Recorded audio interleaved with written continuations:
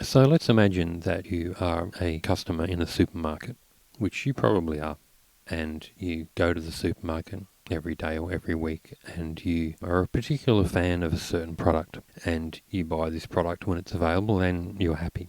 Then one day you go to the supermarket and the product that you want isn't there. And you figure, okay, you'll wait until they restock eventually, but for some reason they never do. The product never comes back. And you think to yourself, hang on, I bought this product every day, every week. Why can't I buy this product anymore? So you go to the staff at the supermarket and say to them, I used to love product X. What happened? You're suddenly no longer stocking it. I would like to get this back. Do you know when it's coming back? Can you give me any information? And the person you speak to, they can't really give you any answers that are really very satisfactory. They sort of and ah a bit and say, well, we think maybe it's coming back. We're not sure. I guess you'll find out when you see it. And you ask, well, is there something I can do about this? Will it help if I speak to a manager or something like that? And they're like, well, no, not really. Look, if it comes back, it comes back. And they're sympathetic, but they can't really do anything to fix your issue. And this leaves you a bit puzzled. It's like, what's wrong here? Why is my buying power not valued? Doesn't the supermarket want me to buy things? Am I not the customer? Now, a while back, I spoke to someone who was a representative for a large brand of consumer product that gets stocked in supermarkets. And she explained to me that what supermarkets do is they charge shelf space rental. If you're wanting to stock your product on a supermarket shelf, you are paying for that shelf space. Shelf space at eye level costs a lot more, which is why you tend to see the more popular products there that are usually more expensive, whereas the home brand stuff and nobody is paying for the shelf space of that sort of sits right down the bottom or right up the top where you can't reach it. Shelf space at the end of aisles is often a premium spot, and that often also attracts large rental fees. The lady explained to me that supermarkets actually make, in a lot of cases, a lot more money from renting the shelf space out to people selling product than they actually do from selling the product. So in the eyes of the supermarket, in this case, the customer is actually her and the people like her who want to fill the shelves, and the product that's being sold is your attention to that shelf space. So let's now talk about how Korean pop idols make their money.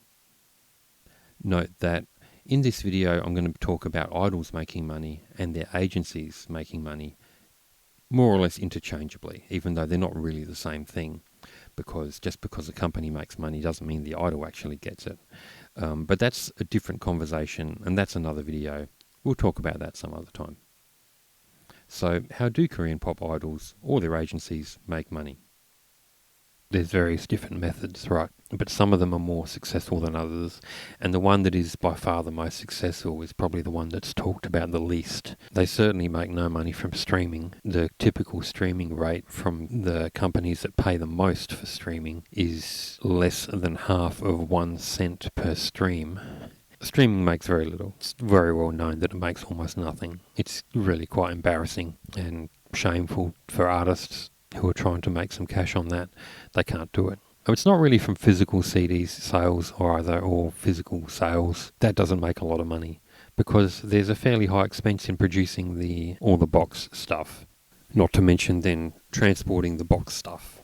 And then you got to pay someone else's shelf space rental for the box stuff. It adds up. By the time that's all done, there's not a lot of profit left on the actual stuff inside the box. There's live music. It's only really the big Korean pop groups who make money from live music. A group like Big Bang or something like that, or a similar group of that stature, IU or something like that. I'm sure she does well. It's only the groups at the very top of the tree who make decent money from live, and it's as much the same with albums. Some albums do sell well, but the large majority of them don't sell enough to really make enough of a profit to cover the cost of making the album, once you add together things like the studio time, making the packaging and so forth. All those avenues don't make a lot of money. What really makes money is endorsements and product placement. What every agency wants is they want to have that group with that one person in it. They want the group with the one person who stands out. Susie back in Miss A days, or Wonyoung from IVE these days. that one person who has a lot of popularity that can then be attached to products and so forth. Sometimes you might have a whole group that's equally popular, and that's really an ideal situation, but often it's only one person who really breaks out in that way. And that's really the end game for K-pop agencies. I want to get that person, because once they've got that person, then that person's easy to sell on to advertisers who want to sell product. So in this context, the consumer equation, just like with the supermarket example before, is flipped on its head. With a supermarket, you think you're the customer, but you're not. It's your attention to the shelf space, which is a product. In Korean pop music, you also think you're the customer, but you're not. Really, it's your attention to the idol, which is the product. And the customer is the people who are looking to place that idol somewhere to sell you their products. The cold, hard reality right now is music is actually no longer the business. If anything, it's become a business card. The key takeaway here to understand is that the consumer equation is not really about you as an individual, so your tastes don't really matter as long as you have some. It's your participation in the system which is important.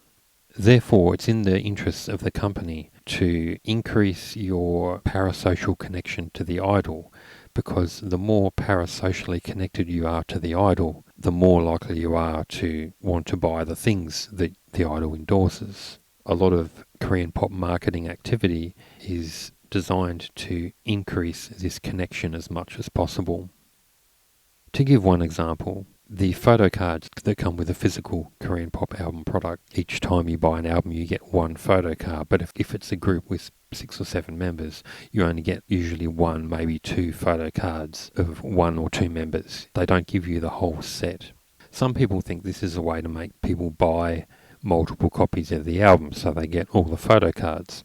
And there are a few sort of super fans who do that, but that's not really what this type of marketing is for. What it's for instead is if you buy the album, maybe your friend buys the album too, maybe another friend buys the album as well. Then you can swap photo cards because they might get different photo cards and you can trade photo cards with each other. This has 2 effects. One is it increases your connection to the product because you get the product you're more keen on through your friends.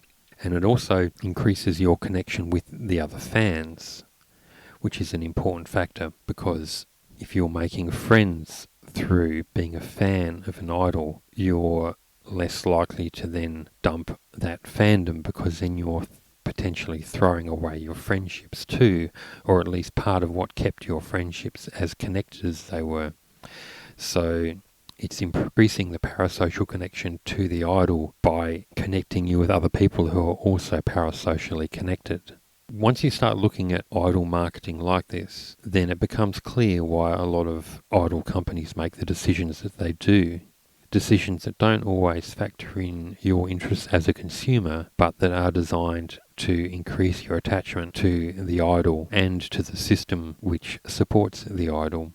That's where the real money is made, because then those idols can be on-sold to people looking to place products. If an idol comes with a ready-made fandom, which is very fanatical and will lap up anything that idol does, then that's a powerful marketing force. Any company wants uncritical consumers who will consume their product. And companies want that uncritical consumer to be you and as many other people as possible.